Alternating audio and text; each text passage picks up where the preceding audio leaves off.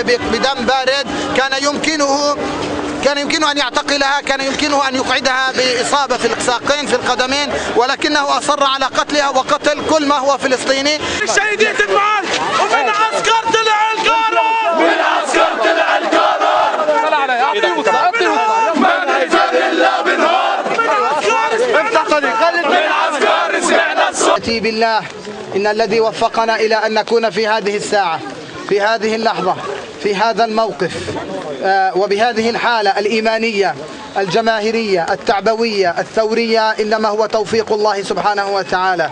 فلربما لو أوكلت إلى نفسي لقلت نعم، ولكن الله سبحانه وتعالى سددنا وألهمنا أن نقول لا، كما قالت الشهيدة المجاهدة أشرقت وكل إخوانها وأخواتها الشهداء قالوا للاحتلال لا، كل بطريقته وأسلوبه وكلهم يقول لا.